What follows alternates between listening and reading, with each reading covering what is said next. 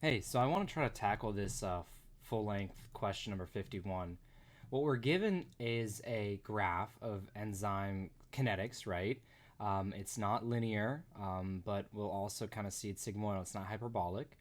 But let's look at this information. So there was an edit saying that glucose is an inhibitor to this. Okay, so glucose somehow inhibits this process, and then it's telling us that this is a reaction velocity in a liver cell. Not really relevant there, besides the fact that it's a reaction. And then this is kind of the base without anything affecting it. And it's saying if glucose is added, what will happen in the midpoint? And we know that glucose is an allosteric inhibitor to this reaction.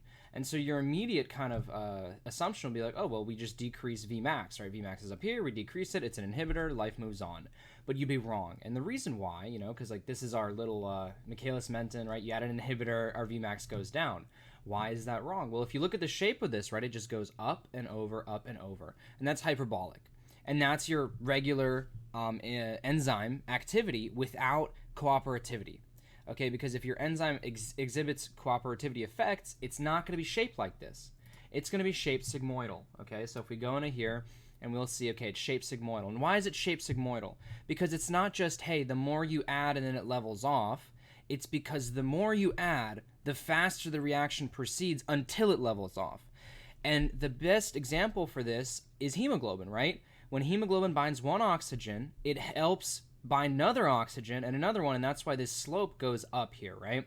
And so whenever you're dealing with these kinds of enzymes, it's very helpful to think of hemoglobin.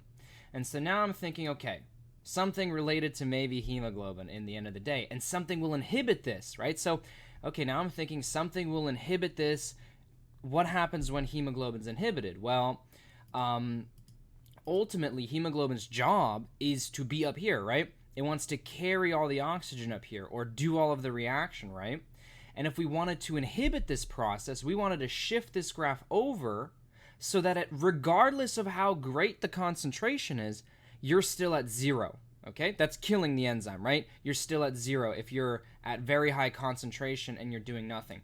And if we look at it here, if we have really high concentration and we're doing nothing, then we're going to kill the enzyme. Okay, so this is indicated by a rightward shift of the graph, right? Hemoglobin has a decreased affinity for oxygen, right? Because it's hemoglobin's job. I'm just trying to connect it to hemoglobin. And so if we look at hemoglobin's binding curve, it's very common for it to have that right shift. Where is it? Right, where we have the increased temperature, increased proton concentration, so low pH, increased BPG. And so what that means is that we're in a state that has a tissue that needs oxygen. So we need to offload.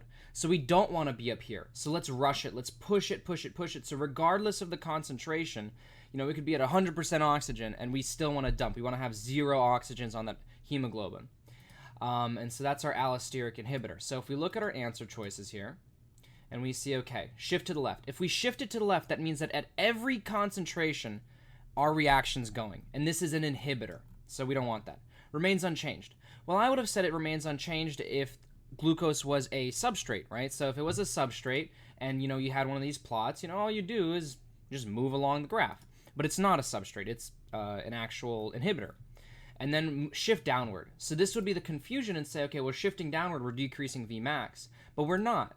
We're changing how the enzyme itself interacts with the this inhibitor, this allosteric inhibitor, because it exhibits cooperativity.